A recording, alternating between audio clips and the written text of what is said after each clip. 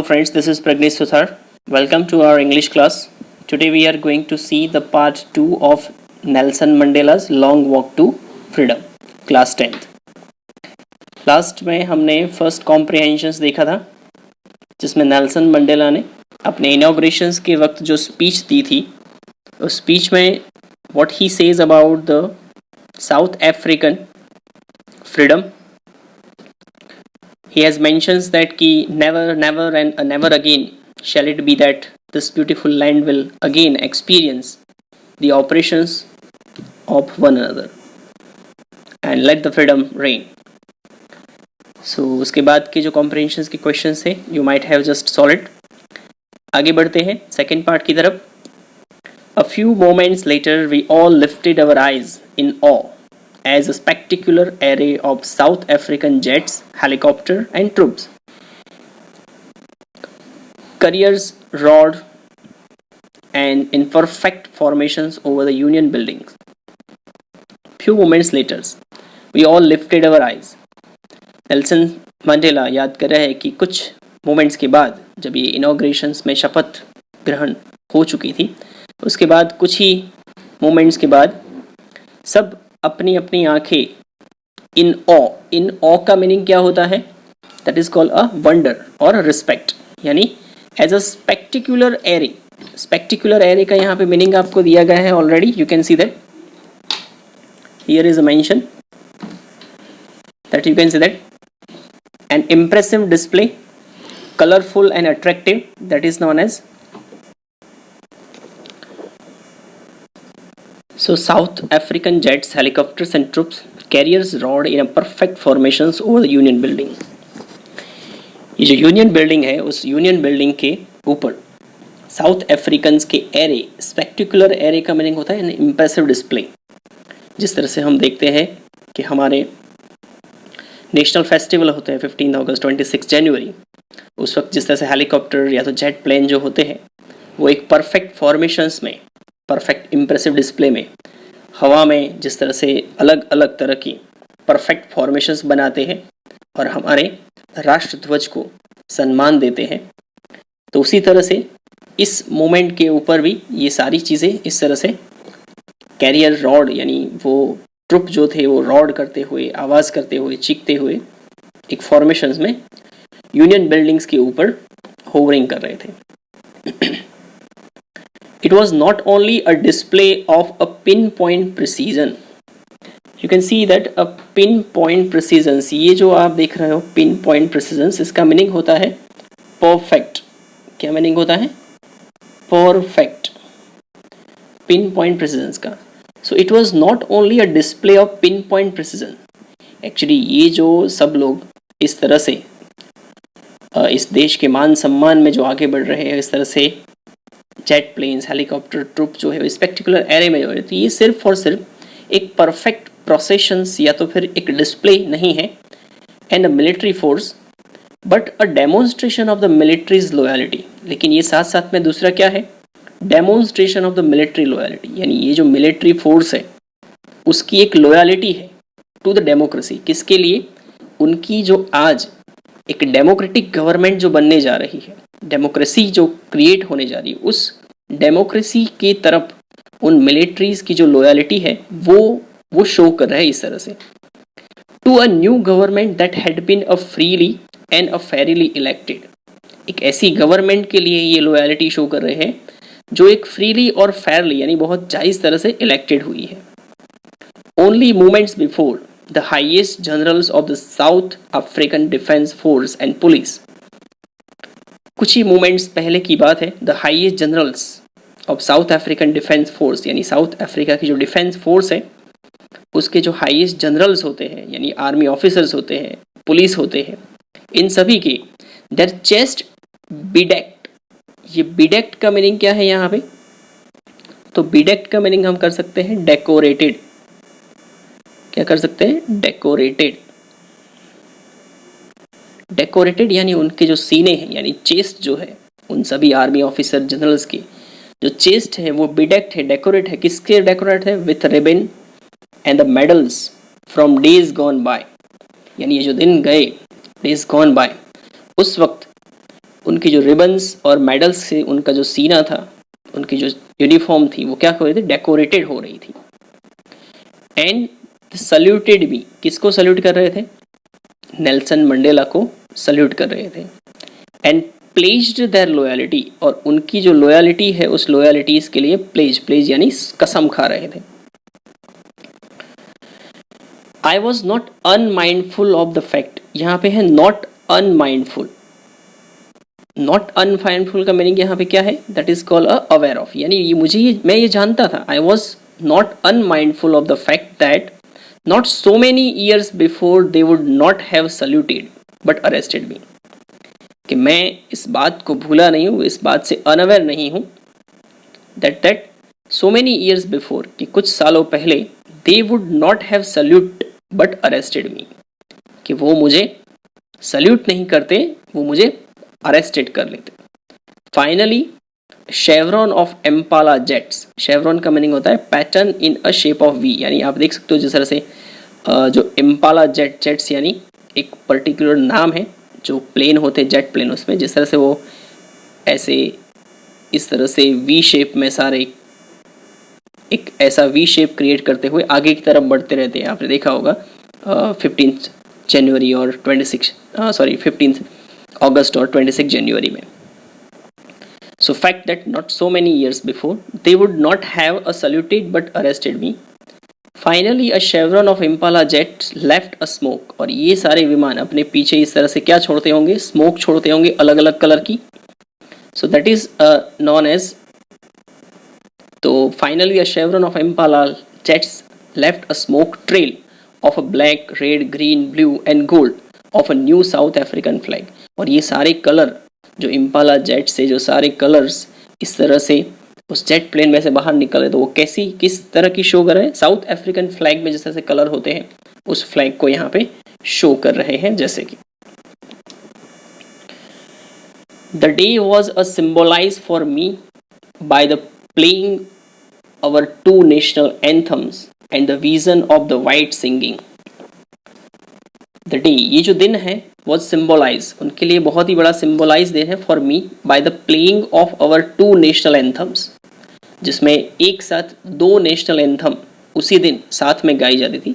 जो सबसे पहली जो वाइट थे, and the vision of white singing, white क्या गा रहे थे, so they were singing about that Nkosi Sikelel Africa.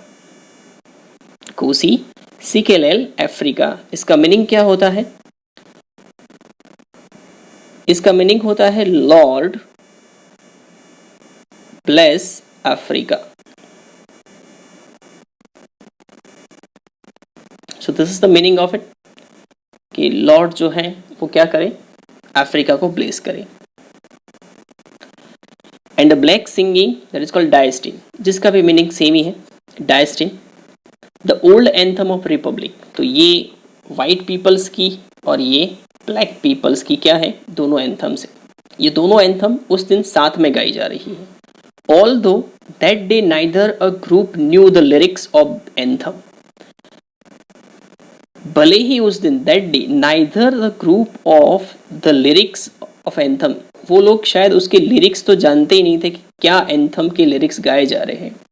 They once despised का मीनिंग है जिससे वो क्या करते थे, had a very low opinion of it, यानी जिससे शायद वो धिक्कार देते एक ऐसे लिरिक्स को कि जो एक ज़माने में वो क्या करते थे, उसको धिक्कार देते। They would soon know the word by heart, तो ये जो उसके वर्ड्स हैं, एंथम के वर्ड्स, जल्द ही वो क्या करेंगे, अब बाय हार्ट कर लेंगे, अपनी एंथम को बाय हार्ट कर लेंगे। तो इस तरह से वो ये एंथम गाई जाती थी। On the day of inauguration I was overwhelm with the sense of history. ये जो इनॉग्रेशन का दिन है उसमें आई वॉज ओवरवेल्म का मीनिंग क्या है यहाँ पे, what is the meaning of overwhelm, तो वो फीलिंग से, इमोशन से उभर के जो बाहर आता है वो, और कौन सी फीलिंग, सेंस ऑफ हिस्ट्री, जो हिस्ट्री थी उसका जो सेंस है वो आज वो उनके दिलों में, इट मीन्स नेल्सन मंडेला के दिलों में ओवरवेल्म होके बाहर आ रहा है। In the first decade of the 20th century, a few years after the bitter Anglo Boer war, अगर हम बात करें तो 20th सेंचुरीज का फर्स्ट डिकेड यानी 19 के अंदर जो एंग्लो बोर, यानी एंग्लो बोर वॉर क्या थी, तो जो ब्रिटिश थे, ब्रिटिश और वहाँ के जो अफ्रीका के लोग हैं उनके बीच में जो वॉर हुई थी जिसमें ब्रिटिशर्स वॉन हुए थे। And before my own birth, किसके बर्थ? नेल्सन मंडेला के बर्थ से पहले, the white skin people of South Africa patched up their difference. तो जो वाइट स्किन पीपल थे साउथ अफ्रीका के अंदर, जो वाइट स्किन पीपल थे, उन्होंने पैच्ड अप करने का मीनिंग क्या था? एक्सेप्ट कर लिया, दैट इज कॉल्ड एग्री कर लिया, डिफरेंस क्या किया? Accepted.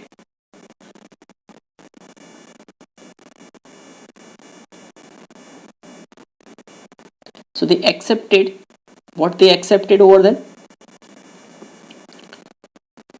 The difference and erected a system of racial dominations against the dark skinned peoples. तो ये white people यानी ब्रिटिशर्स के साथ उन्होंने पैच्ड अप कर लिया और एक ऐसी सिस्टम क्रिएट की जिसमें डार्क स्किन पीपल के ऊपर उनका डोमिनेशन यानी सत्ता, डोमेन कर पाए। ऐसी सिस्टम जो थी उन्हीं की लैंड में, किसकी? साउथ अफ्रीकन की लैंड पे जो साउथ अफ्रीकन पीपल थे उन्हीं के साथ एक रेशियल डिस्क्रिमिनेशन हो, रेशियल डोमिनेशन हो, ऐसा सिस्टम जो था उन्होंने क्रिएट कर दिया। The structure that created form the basis of one of the harshest. और ये लोगों ने जो स्ट्रक्चर्स क्रिएट की साउथ अफ्रीका के अंदर, वो एक वन ऑफ द हार्सेस्ट यानी बहुत ही सख्त, मोस्ट इनह्यूमन का मीनिंग होता है अमानवीय। अगर हम बात करें तो एक ऐसी अमानवीय सिस्टम जो थी वो डेवलप की societies the world has ever non.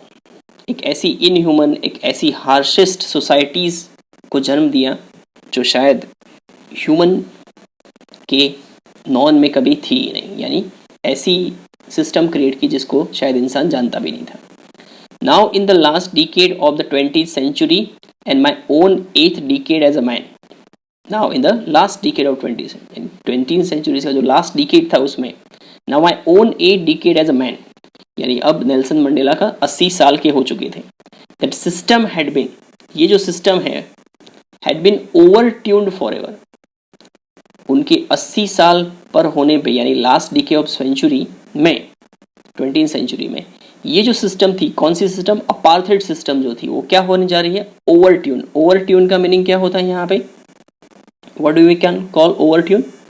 तो ओवर ट्यून्स की अगर हम बात करें, ओवर ट्यून यानी वो कंप्लीटली चेंज होने रहा है, फॉर एवर चेंज। क्या हो रहा है? That is going to be the forever change. तो वो बदल जा रही है। And replace by one that recognise the rights and freedom of all people. और एक ऐसी सिस्टम के साथ रिप्लेस्ड होने जा रही है, यानी चेंज होने जा रही है, जिसमें rights and freedoms of the all the people कैसी होगी? इक्वल होगी।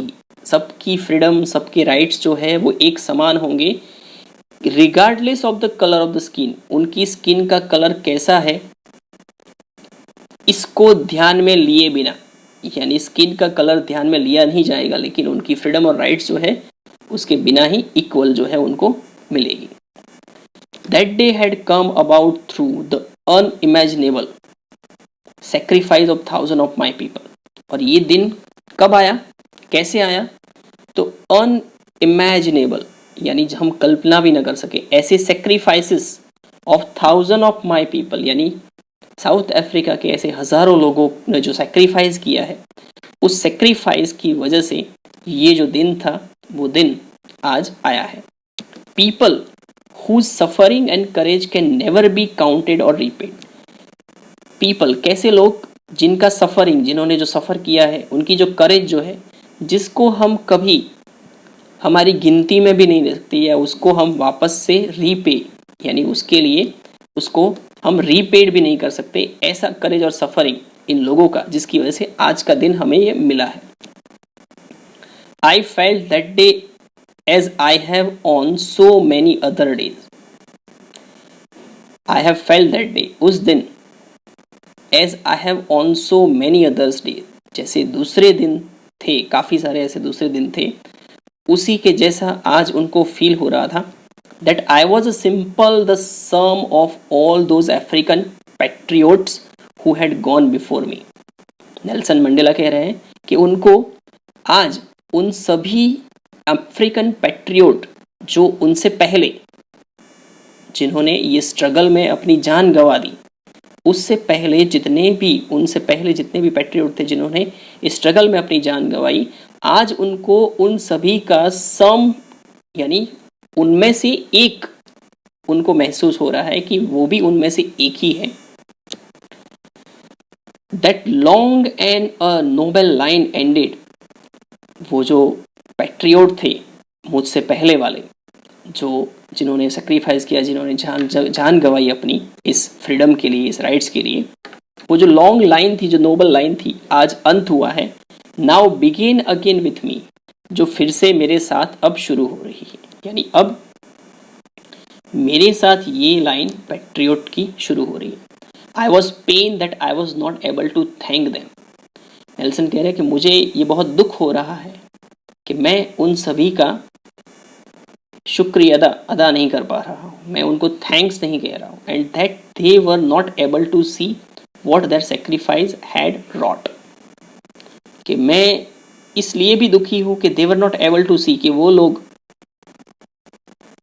एबल नहीं है, they are not able what their sacrifice had wrought यानी यहाँ पे है अचीव्ड, यानी उनका जो सेक्रीफाइस उसकी वजह से क्या आज अचीव हुआ है, क्या हुआ है, उसको देखने के लिए वो सब आज जिंदा नहीं है, दे आर नॉट हियर।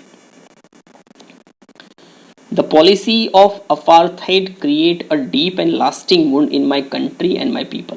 जो अपार्थाइड की जो सिस्टम थी उसने साउथ अफ्रीकन पीपल्स के ऊपर एक बहुत ही बड़ा डीप और लास्टिंग यानी लंबे अरसे तक रहने वाला एक ऐसा वुंड का यानी मीनिंग होता है जिसे हम कहते हैं जब हमें चोट लगती है, तो एक ऐसी चोट उनके लोगों पर रख दी है।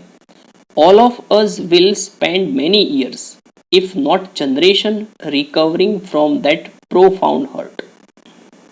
All of us will spend many years if not generation, अगर ये जो जनरेशन्स है अगर इस प्रोफाउंड हर्ट से रिकवरिंग नहीं करेगी तो all of us will spend many years, तो हम सब काफ़ी सारे साल जो है वो उसके पीछे गुजारेंगे, यानी उसके पीछे स्पेंड करेंगे।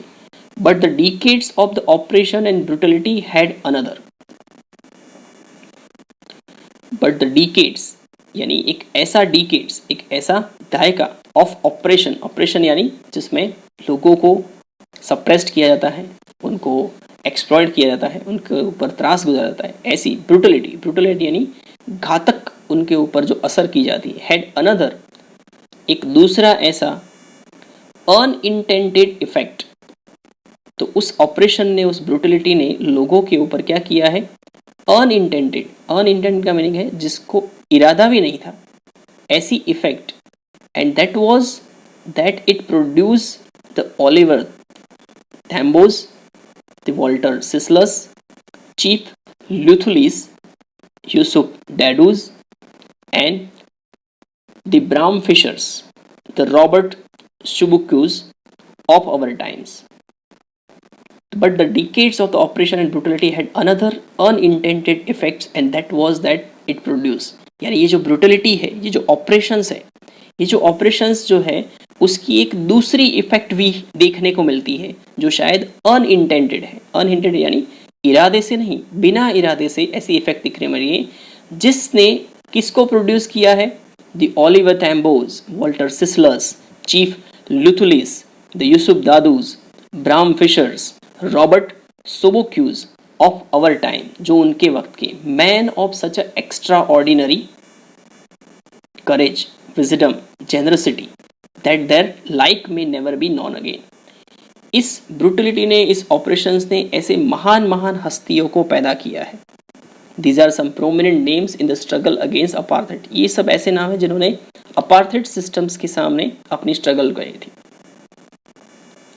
तो ऐसे करेज, विजडम और जेनरोसिटी के उम्दा और बहुत ही उच्च लोगों को, यानी ऐसे अपार्थाइड सिस्टम के स्ट्रगलर को उन्होंने प्रोड्यूस किया है। दैट देयर लाइक, इनकी जैसे may never be known again, जो शायद कभी भी रिकॉग्नाइज यानी आने वाले समय में आएंगे ही नहीं ऐसे। तो perhaps it required such a depth of operations to create such a heights of character। अब नेल्सन क्या करे कि perhaps शायद it required such a depth of operation, ऐसा ही ऑपरेशन यानी ऐसा ही प्रेशराइज, जो टायरनियस बिहेवियर जिनके साथ हुआ है, जिनको बहुत ही एक्सप्लॉयटेशंस हुआ है उनका, तो ऐसी ही डेप्थ ऑफ ऑपरेशन चाहिए to create such a heights of character. तो ऐसे हाइट्स ऑफ कैरेक्टर यानी इतने महान महान कैरेक्टर्स जो है वो तभी बाहर आते हैं, तभी क्रिएट होते हैं जब इस तरह का डेप्थ ऑफ ऑपरेशंस उनको सहना पड़े था।